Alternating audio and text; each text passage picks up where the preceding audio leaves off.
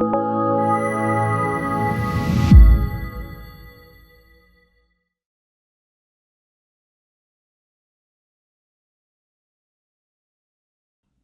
I'm Jacob Hornberger, president of the Future of Freedom Foundation, and this is this week's Libertarian Angle, the show that brings you the principled case for libertarianism, especially within the burning context of the day. If you're new to the Future of Freedom Foundation, I would invite you to come to our website at fff.org for 31 years of principled, uncompromising perspectives on liberty. Also, I'd like to invite you to subscribe to our FFF Daily, which we strive to make the best commentary page on the internet. Subscribe to our monthly journal, Future of Freedom, and of course, subscribe to our YouTube channel. So Oliver Stone has come out with a new documentary entitled JFK Revisited Through the Looking Glass. And it's, in a sense, a sequel to his 1991 movie, JFK, which posited that the assassination of John Kennedy was actually a highly sophisticated regime change operation that involved the framing of an innocent man, Lee Harvey Oswald. This was, of course, contrary to the official story that a lone nut, former Marine communist, if you can believe that, assassinated the president with no motive whatsoever. So Stone in 1991 created quite a furor among especially the mainstream press, the acolytes of the Pentagon, the CIA. They didn't like their national security establishment being accused of a regime change operation here on domestic soil. They certainly have no problems, of course, with the CIA's and the Pentagon's regime change operations in foreign countries, including through assassination of foreign leaders. They think that's all fine, but as soon as someone suggests that they turn their sights inward to protect what they considered was national security from a president whose policies were in direct contradiction to their policies, especially during the Cold War, the mainstream press, the acolytes of the CIA and the Pentagon just go ballistic. So when Stone came up with this movie, JFK in 1991, it created a furor among the American people because they learned in that movie that the government was keeping secret for decades the records relating to the assassination that were being held by the Pentagon, the CIA, the Secret Service. Now, we're not talking about any confessions because we all know that when it comes to assassination, nobody's going to put anything into writing, and that certainly has been the longtime policy of the CIA. What we're talking about is circumstantial evidence that points in a very incriminating direction toward the national security establishment. This is what they had been keeping secret for 30 years, and we're going to keep secret for another, 20, 30 years after that. I think the deadline was 2029 or so originally. So Stone's movie creates this furor where Americans who never really bought the lone nut theory, it's ridiculous from its inception, they demanded the release of these documents and over the objections of the Pentagon, the CIA, the Secret Service, and sure enough, Congress enacts the law, the JFK Records Collection Act.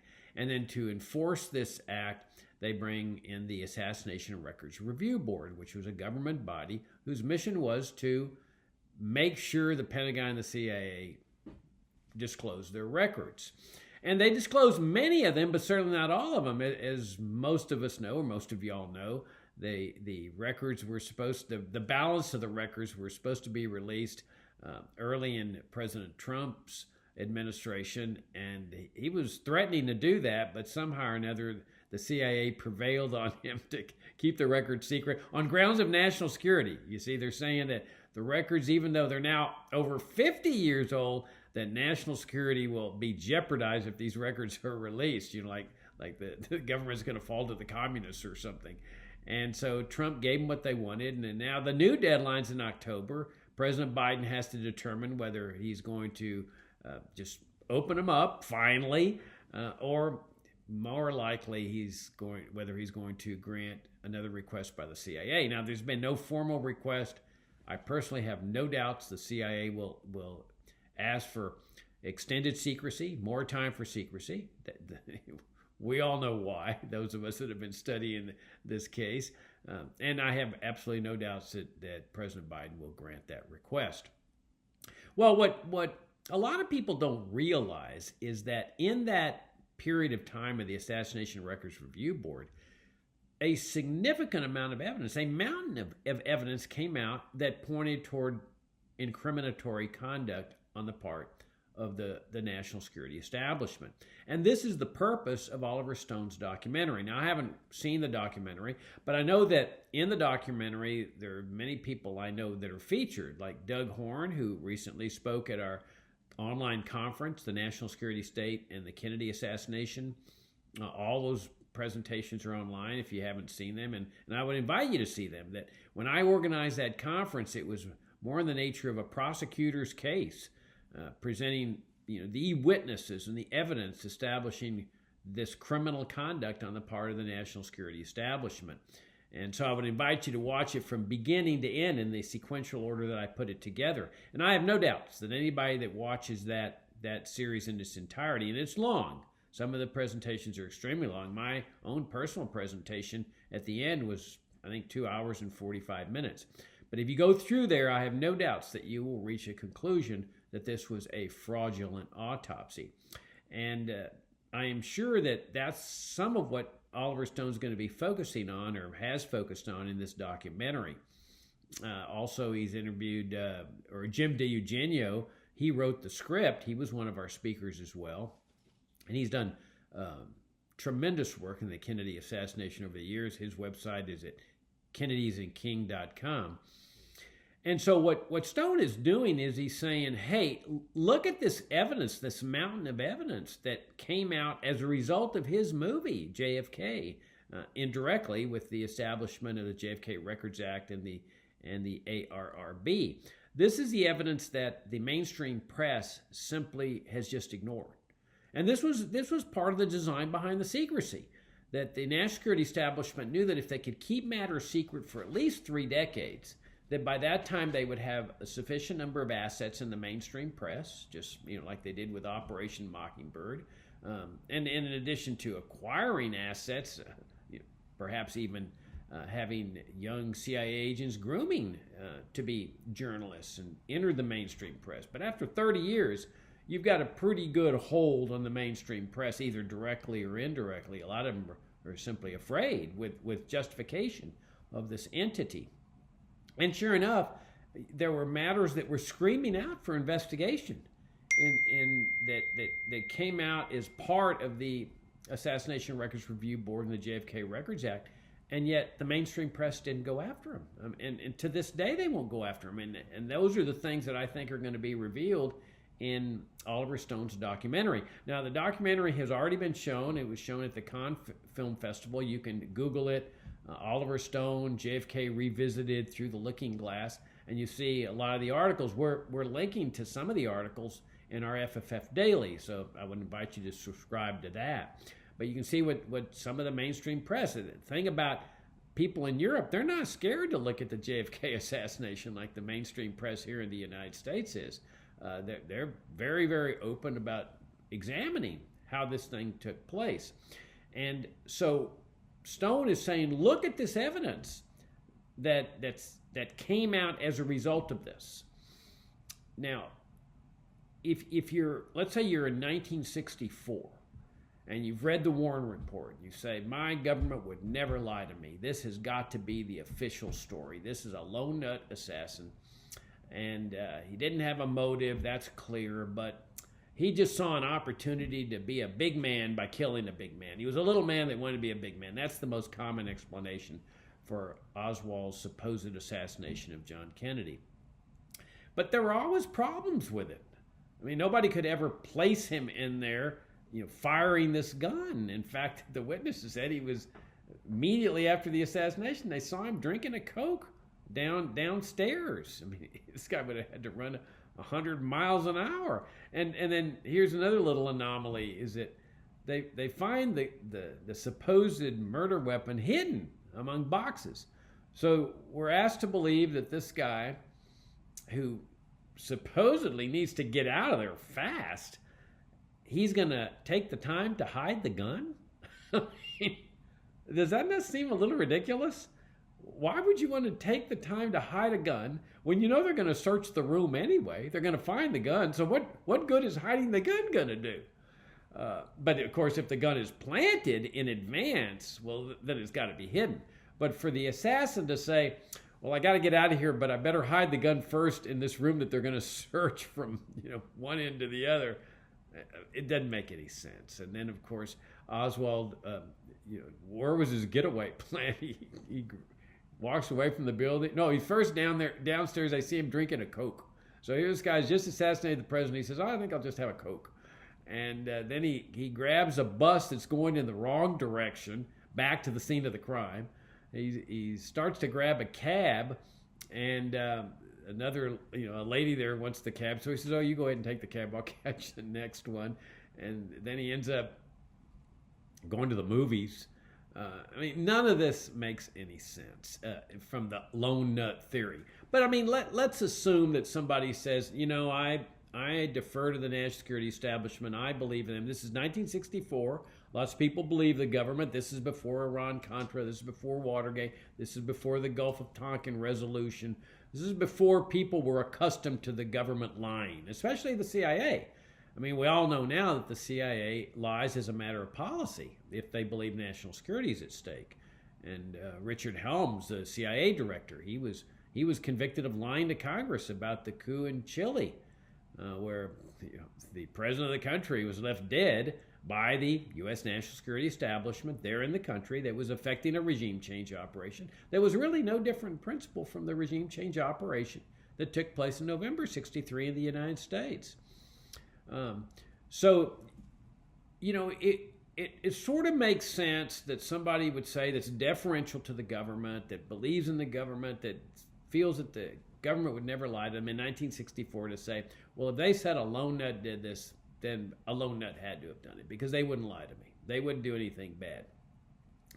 Well, but all of a sudden you transport yourself all the way to 2021. Things are different. Now you've got this mountain of evidence that came out in the 1990s. So if you're a lone nut theorist, you've got to deal with that evidence. It's incumbent on you to deal with that evidence. It's not enough to just say, well, no, I live in 1964 and I'm a lone nut theorist. No. Now you've got to deal with the evidence. Now, we all know that when it comes to assassination or murder, people are not generally going to talk. You often have heard that saying, oh, people would have talked by now. That's what the mainstream journalists say. Somebody would have talked by now. That's ludicrous. Nobody talks about murder. If you're engaged in a murder, you keep your mouth shut. This isn't like, oh, well, we played a dirty trick on somebody and somebody would have talked about it and bragged to their friends, hey, we did this dirty trick on somebody. No. We're talking about murder here. And the reason that people don't talk about murder that they're involved in is twofold.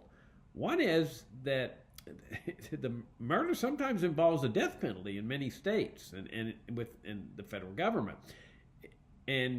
or at least life in prison without parole. Most people don't want to end up like that, subject to the death penalty or life in prison without parole.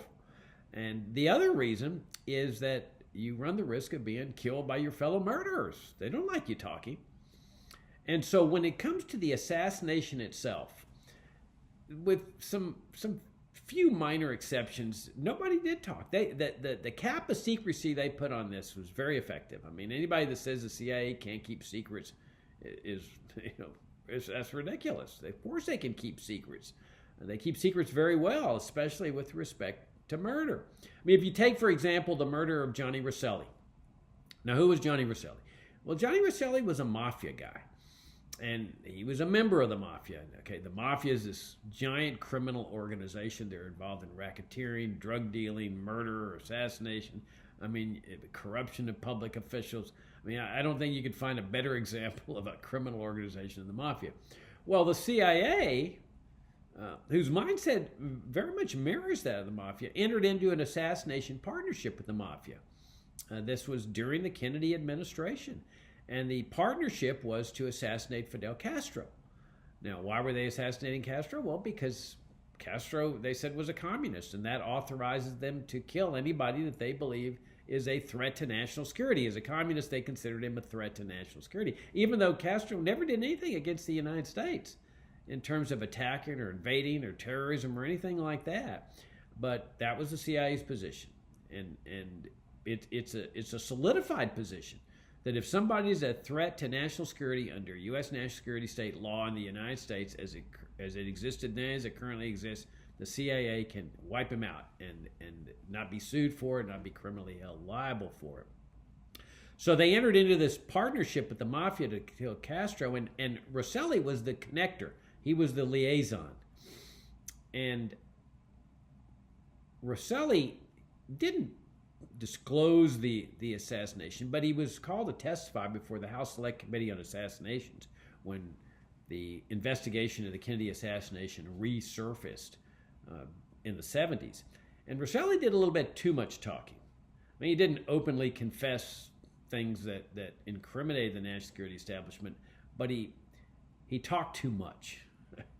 And so Roselli found himself he didn't find himself. People found his body parts in floating tubs in Miami Harbor.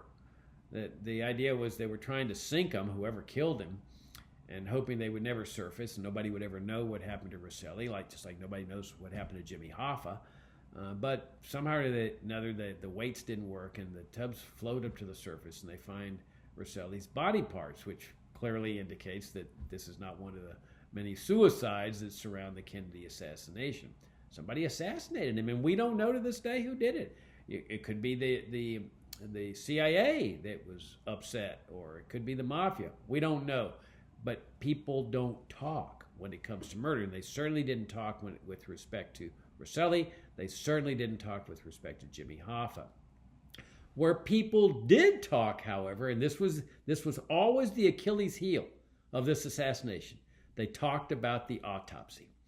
You see, because the people that are involved in the cover-up are not necessarily involved in the assassination.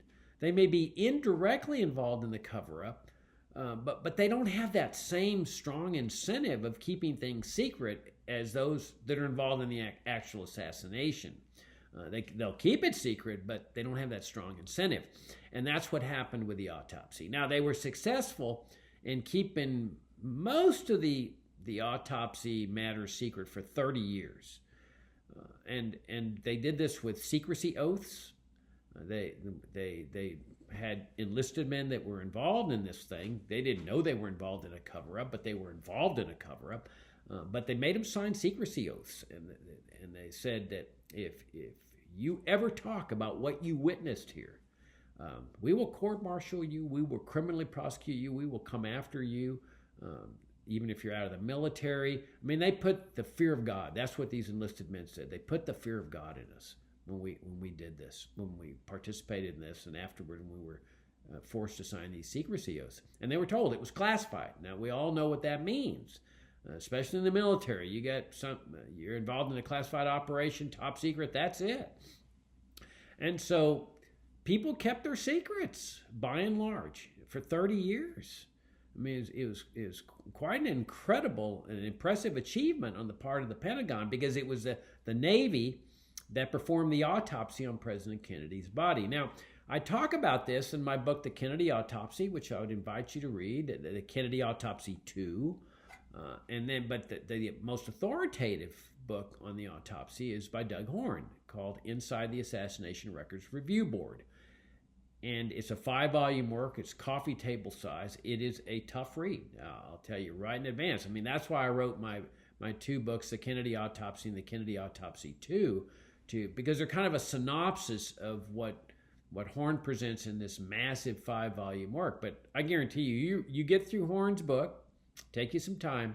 At the end of it, you will have no doubts. This was a fraudulent autopsy. And Horn served on the staff of the Assassination Records Review Board during the 1990s. So what happens at this period of time is the dam starts to break during the term of the Assassination Records Review Board. Now, here's the interesting little sidelight on this thing. Somebody slipped a provision into the JFK Records Act in Congress when they enacted this law that prohibited the ARRB from investigating any aspect of the assassination. I mean, look, if you're going to have records that are going to be disclosed after 30 years of secrecy, wouldn't you want somebody to investigate if there's something wrong with some of those records?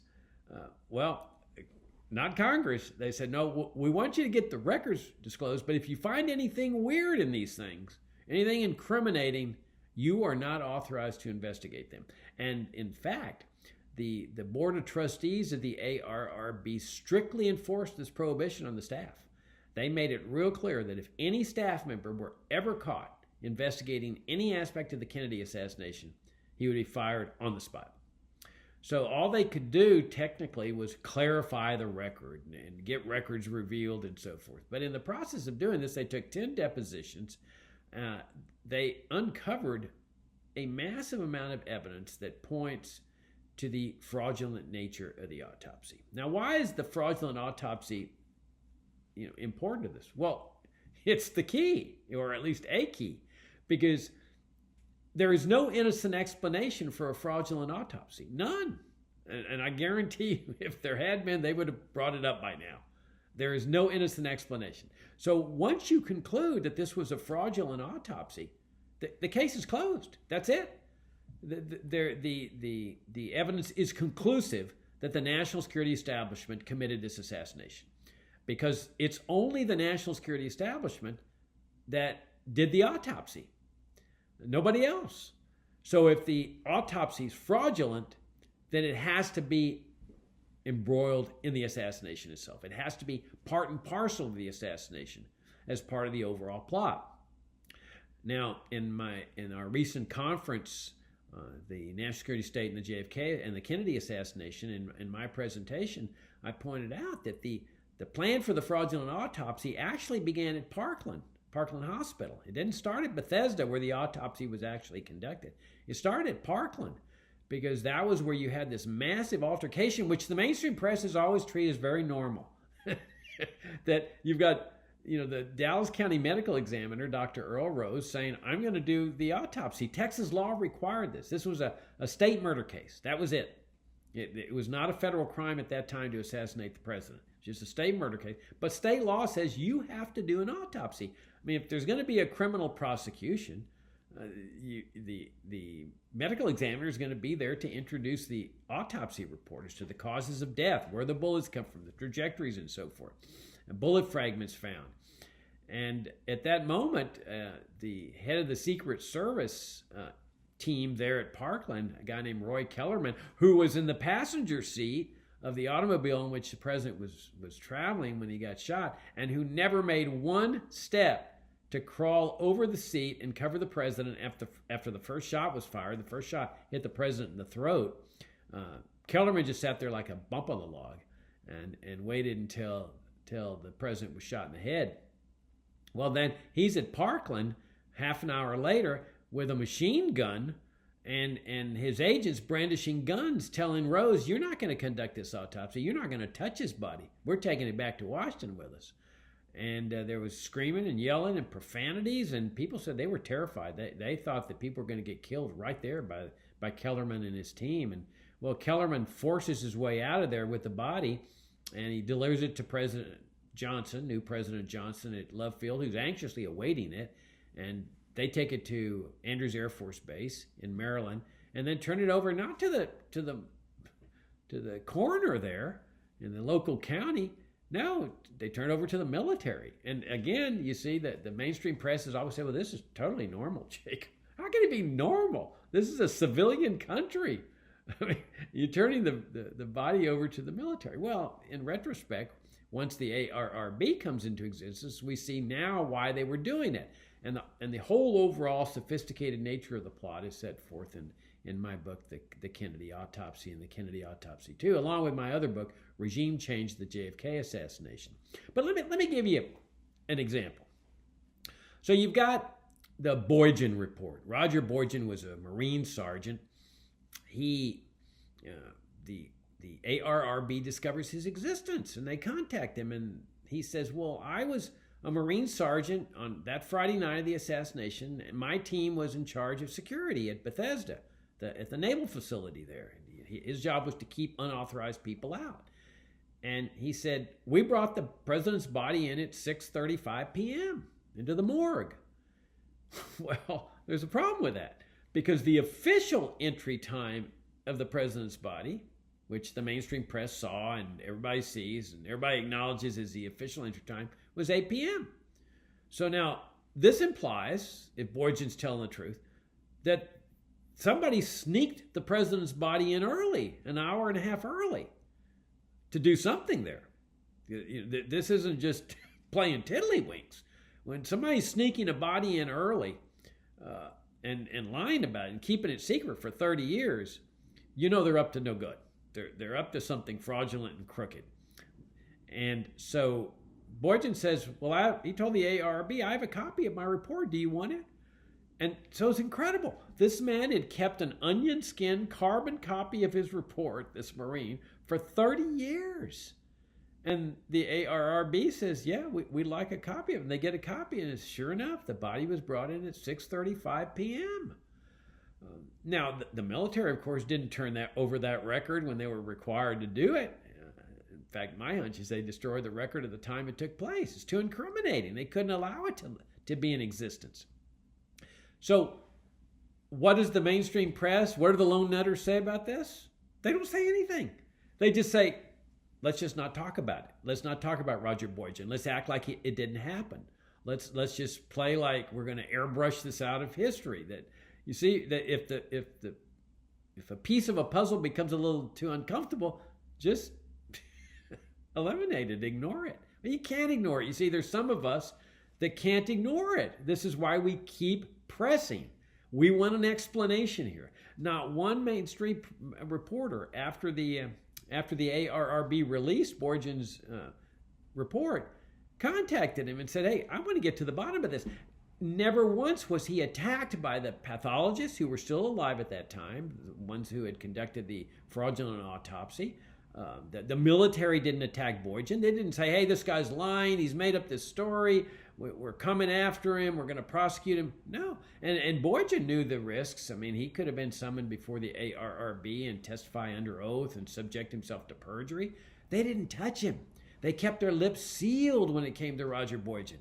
Now, what does the mainstream press say about the Boyjan report? They don't say anything. They just say, oh, lone nut, lone nut, lone nut. Okay, fine, 64, you can be a lone nut theorist. But now, if you're a lone nut theorist, tell us how this fits in. The Boyjan report fits in with the lone nut theory. Now, I guess they could say, well, Boyjan made it up. Why would he make it up? Well, what would be the point? To subject himself to a perjury charge and find himself in jail for the rest of his life? What, because he's mad at the military? Ridiculous.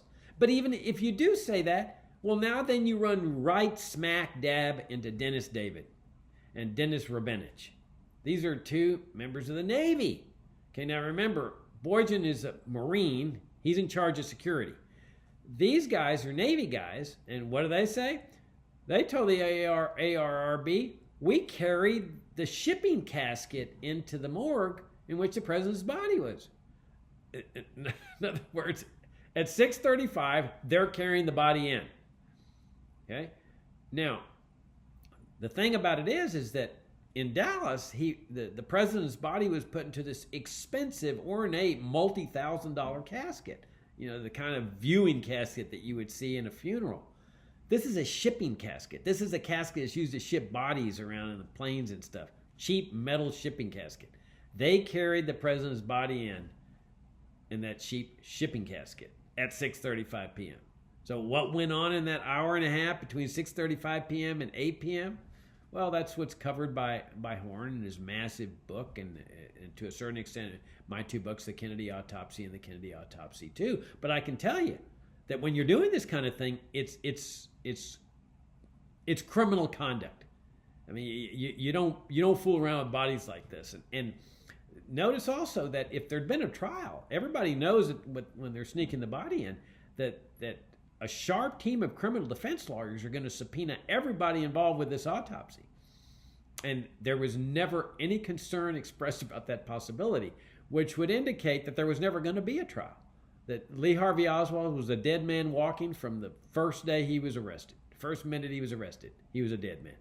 Because they behave as if there's never going to be a trial. Because I guarantee you a sharp team of criminal defense lawyers, and Oswald would have had the sharpest team of criminal, because this is a death penalty case, they would have subpoenaed everybody. So Oswald was a dead man walking from the minute he was arrested. But then, okay, let's say you say, well, maybe these three Navy men entered into a conspiracy. You see, now the lone nutters become the conspiracy theorists.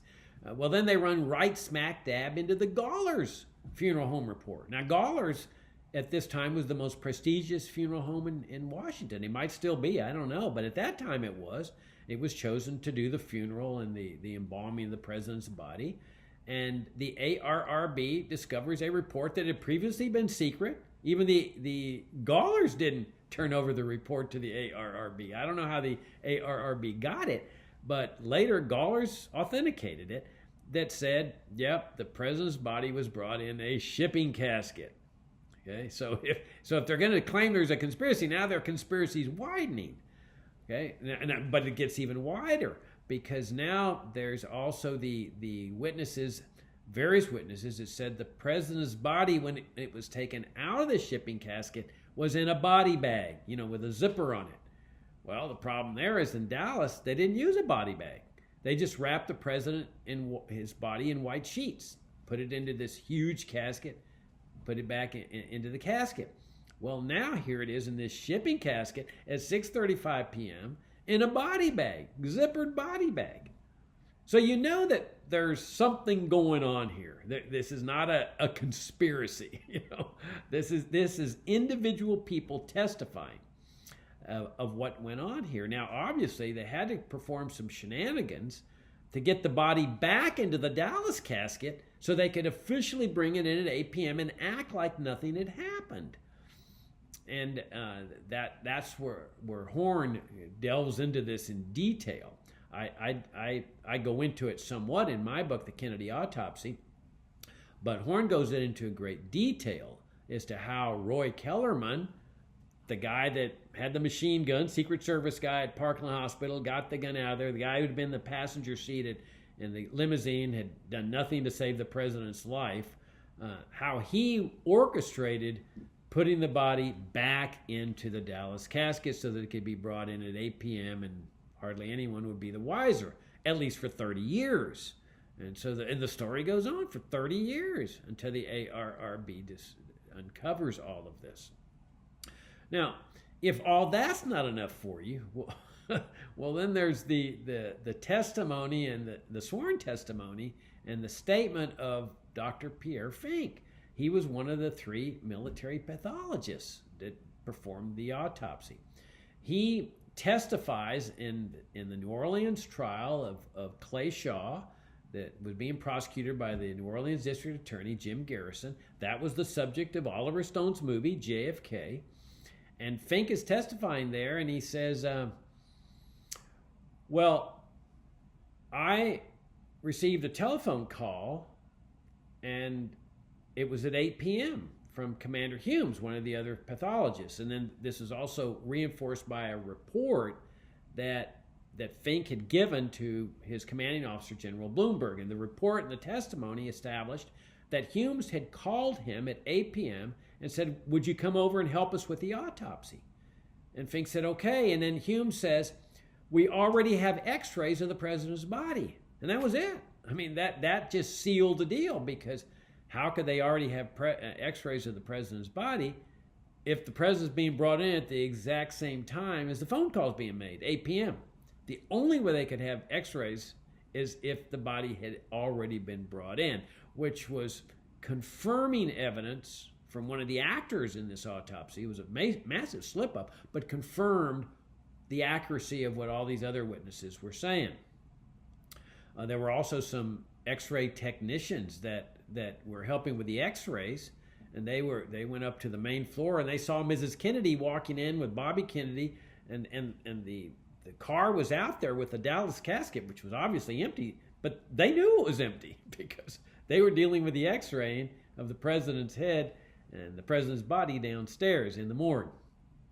So these are the kind of things that those of us that question the official version are focused on. And this is just the tip of the iceberg. I mean, you can read about all the other shenanigans that took place. Like I say, the dam broke during the Assassination Records Review Board. They could not keep the autopsy secret. That these guys that had been sworn to secrecy, they didn't have a vested interest in protecting the secret. I mean, they hadn't been part of any murder scheme. So while the cap of secrecy worked very well over the assassination, over the autopsy it didn't. Now, there are some in the mainstream press, at least one person I read today, that said regarding Oliver Stone's new documentary, oh, well, it really isn't very effective because it doesn't point to who did it. You know, was it Alan Dulles, this former CIA director that Kennedy had fired? Was it him? Was it General LeMay who hated Kennedy? Did he do it? Who exactly was involved in this plot? And she says, well, because we don't know that, the documentary really isn't that effective. That's ridiculous. I mean, who was involved in the regime change operation with Mossadegh in Iran in 1953? Who were the people involved in the regime change operation in 54 in Guatemala, where they targeted Jacobo Arbenz with assassination? Well, we don't know they specifically targeted him, but they had an assassination list that they're keeping secret, and they won't reveal it to this day based on national security. But clearly Arbenz had to be at the top of this thing. And then you've got the regime change operation in Chile. Who was involved in that? It doesn't matter the specific people who were involved. They've all kept their mouths shut. They went to their grave with their secret. What matters is that this is an institutional thing. This is a regime change operation. Mossadegh, Arbenz, Allende, Lumumba, Kennedy, all of them are regime change operations on the part of the national security establishment. That's what matters. Not the specific actors, not the person who actually fired the shots or the people that fired the shots. What matters is the institutional framework of the national security establishment. It was the national security state that did this. Even if all members of the national security state weren't part of it, we know, based on this circumstantial evidence, that there was a significant number of people within the national security establishment that pulled it off. But it was effectively an act of the national security establishment, the national security branch of the government. And that's where the circumstantial evidence leads. As I've said time and time again, there is no innocent explanation for a fraudulent autopsy. And so people, sometimes they'll come to me and say, Jacob, I'm just so overwhelmed with the Kennedy assassination. Oh, there's so many theories. And well, this is part of the CIA strategy.